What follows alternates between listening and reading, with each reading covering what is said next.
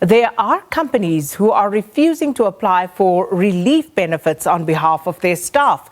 The South African Payroll Association, or SAPA, says that it has received numerous complaints from employees whose salaries have been cut due to COVID-19. Now, the Department of Labour has been offering temporary employee or employer relief schemes to ensure that workers aren't shortchanged during the lockdown. So to tell us more about this, we join now by Arlene Leggat, who is the president of the South African Payroll Association. Arlene, thanks so much for your time. Welcome to Morning Live.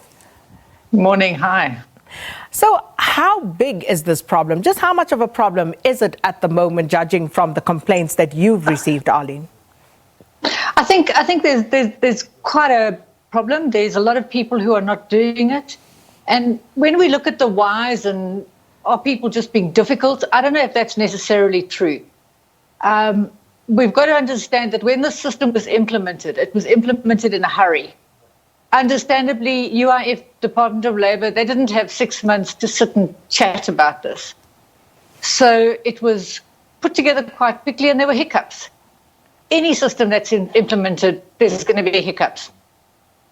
So what they've done is they've fixed the hiccups as we've gone along, and they really have. But this created quite a lot of uncertainty with employers in the beginning, and I think a lot of them are like, why bother? But of course, that's hugely problematic for the employees who depend on the salary that they should receive. So exactly what kind of complaints are you receiving at the moment, Arlene? Well, I think there's twofold. I think we have employers who have applied, but there have been issues. There have been issues with their file. There have been issues with their payment. So the employees are expecting that money to arrive, and the employers are waiting for that money to arrive. So you've got that situation. And then you've got employers who have not actually put an application in. And there are a couple of reasons for this as well. Some employers are expecting their employees to actually do this, and some employers have decided that they're just not going to do it themselves. So it's not as simple as this is the solution. Everybody needs to understand that this is a situation that only employers have got control over. Employees cannot initiate this, and that's a problem. So with that understanding, and it seems crystal clear, why are employers still refusing to apply on behalf of their employees? Arlene? That's a hard question to answer. I think because some of them think it's very onerous, and it's actually not. It's a fairly simple process. If you get the file right and you submit it, unless you've done something drastically wrong, you'll be paid. So I think this feeling that it's going to be a highly administrative thing to do is not accurate. But even if it were, let's assume for a moment it is, or it was a highly onerous process. Surely they still do not have the right to say, I'm not going to do it because it's too much admin on my part. Absolutely. I think that the understanding is that, if you're paying your staff 100%, fantastic, you're fine. If you're short paying your staff financially because you are unable to pay them 100% of their salary, and there's an alternative, there's something in place to help them, why would you not use it? I agree with you 100%. I think that all employers have a responsibility to their employees to put this application in and to follow through and to make sure that they get paid. Because the people who are going to suffer at the end of the day financially are your employees. And unfortunately, statistics tell us that 70% of South Africans have spent their money within 5 days, mostly on debt. So is there any sort of recourse available to the employees at this point if indeed employers are not applying for these relief schemes, Arlene? Yes, there is. But I think you have to start at the beginning. And as an employee, you need to approach your company and you need the payroll department, the HR department, and ask them if they've started the process because some of them have and you just don't know it. Or if they haven't actually started the process, why? What is their rationale behind that? And maybe sitting down and having a discussion around that and trying to get that solved at that point. If you still then have complete disregard for the fact that this is something that they can do, then your option is to approach the Department of Labour. But also understanding that they are under immense pressure at the moment. So how quickly that resolution is going to happen, I don't know. And that for me is the concern, because as you say, going to the Department of Labour, well, literally you are taking chances at this point because they are already inundated. But when you say, sit down and have a chat with the employer, what are we chatting about at this stage? Because this has now become, a bread and butter issue, and they should have done right by their employees already. Yeah, it's not a chat. It's a discussion. It's a discussion about why have you done it? And if you haven't done it, why haven't you done it? And I don't think that there's going to be an employer who can justify not having done it. So then you're going to say, okay, well, let's do it. Let's do it. Let's get it going.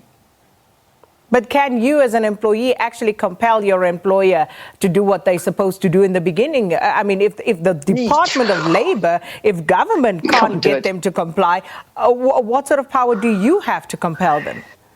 There's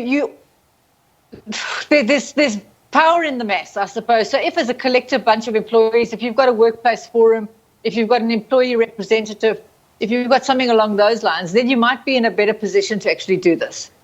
But I do think that if you go to your employer and you actually initiate this discussion, I also am, and I know it sounds crazy and you're gonna laugh, but I think that there are companies out there who are not sure how to do this and they're not doing it.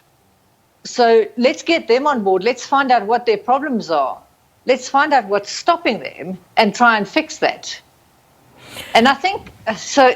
And I know doesn't sound fair, but I think the Department of Labour might need to have some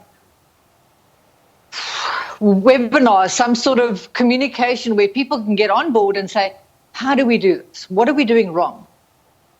So to that end, have you received any sort of feedback whatsoever from companies themselves on what some of the challenges are that they are facing in perhaps just getting started or whilst the application process is underway? Absolutely. So one of the things that we've discovered that is right is that there's a lot of companies who have applied and their files keep getting rejected and they just keep getting rejected. And it's the frustration levels in some of these payroll people is unbelievable.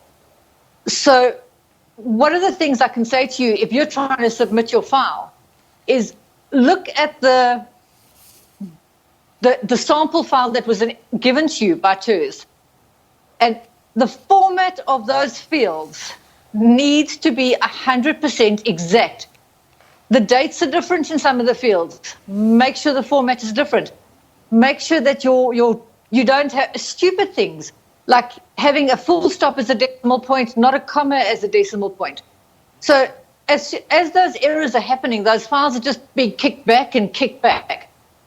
And that is causing massive frustration.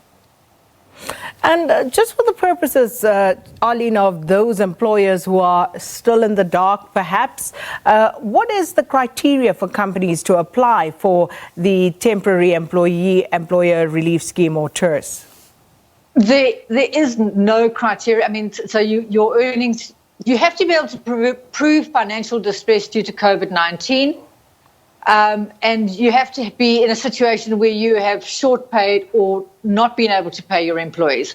Those are the two main things. You send an email to COVID-19 TERS at labour.gov.za and you get an automatic reply with a whole lot of information about how to go through this process of applying. And then you initiate the process. So all the information is available there. All the information is on the Labour website. So you should not fundamentally have a problem kicking off the process. And I think everybody needs to make sure that they start it, and then you can fix the errors as you're going along. And then, of course, we spoke to UIF Commissioner Maruping on Friday, and he was saying that you would essentially have on their website a list of companies who have been paid. But what we heard from the employers, and part of their frustration was that they would, in certain examples, apply for, say, 100 employees and only get paid for 2 or 10 or whatever the case may be. Now, what happens from there on in seems to be a cause of consternation as well. What is the company's obligation when that sort of situation unfolds, Arlene? Well, what we've been doing is we've been saying to people, you need to see if you can find a problem and you need to resubmit the file. So we've also had issues where one of the comments that comes back on your rejection file is that there's already an active case with this employee. And when we looked into it, what you find out is the person had a maternity claim 5 years ago, 6 years ago, and that claim is actually not being closed on the UIF system. So when you submit your file, it comes back and says, well, we're currently in the middle of a claim for them, but you're not. So then you've got to go through a process of phoning UIF, getting that case closed, and starting again. So absolutely, the levels of frustration in those situations are crazy. We also have instances where people submit their monthly UIF through a U-filing system. And there seems to be a disconnect between what you're sending and what they've got on their system. So somebody who's worked for you for 10 years might not be reflecting on their system, and we don't know why. So we're just resubmitting the file until they make a payment or something. So in terms of the law, if UIF indeed does not pay for your entire employee cohort and they pay for 2, 3, 10 out of 100, what is the obligation on the employer? Should they pay those employees whom the UIF has paid for as per their names, or does the employer have the discretion of deciding to do something else with that money, as in perhaps share it amongst more staff members? No. One of your obligations when you sign your memorandum agreement with UIF is that you will pay the employees or make sure they get that money within 5 days. So you have a list, you know who they've paid you for, and you have to provide proof back to UIF that you've paid the relevant employees. So you don't have discretion to play with that money. That money has to go to the people that UIF have said. So in the instance, Arlene, where that has happened, what recourse again does the employee have? They have to wait. The employer is under no financial obligation if they're under financial distress. They can do no work, no pay. That is part of our legislation. It's obviously there's moral and ethical issues with it, but if they financially are not able, then they can't. And if you look at the tourism industry, they are not in a position to make payment to their employees. They have no money coming in. But isn't it important? You want the tourist benefit to work. But surely you cannot just unilaterally decide on that course of action without even taking the time and courtesy to inform your employees about that, Arlene. You take the time and you do that, but the net result is going to be the same. I'm not saying you're not going to consult, but the net result is going to be the same. If you don't have the money, you don't have the money. And that's the reason TERS was put in place. Fair enough, but I would much rather be in a situation whereby my company explains to me why they are not in a position to pay me, as opposed to expecting payment and then suddenly finding out that I'm not being paid and nobody has the courtesy to speak to me about it. I don't think that that's happened. I think every employer has done the right thing Well, to the best of my knowledge, It they've has done the right happened, thing. Arlene. They've had the conversation. It's happened very publicly in the case of SA Express, for example, where people were expecting to be paid and they simply did not get paid. The messages informing them of their non-payment literally arrived when they were expecting payment. So it has happened. Is that the right thing to do? No, I'm not saying it is the right thing to do. And, you know, the thing is, you can't compel people. Again, you go back to what's morally and what's ethically correct. But morally and ethically is not legislation. You have an expectation that people are going to behave in a certain way and that they are going to communicate and that they're going to talk to their staff and they're going to have a discussion. But can you enforce that? Not necessarily in this situation. You know, the law provides for negotiation in terms of retrenchments, and in terms of short pay. But this is not something that we've ever had to deal with before. So it's not legislated. There is nothing there that says this is how you've got to deal with it in this situation. So you hope that they're doing it right. But can you enforce it? No. So what does that mean in terms of the possibility of any penalties, for example, that a company could face if they decide then not to apply for relief benefits on behalf of their staff? Because, as you say, we are in uncharted waters. Therefore, it's easy for a company to just, shirk their responsibility and say, we're not applying, it's too onerous, and therefore we cannot pay, so we're just not paying. Are there any penalties?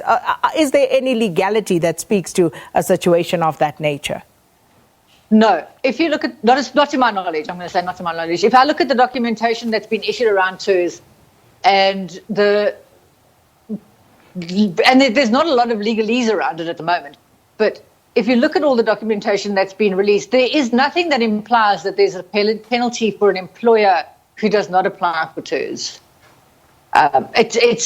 We want you to, we've put it in place, we're encouraging you to do it, but there's nothing that says you have to.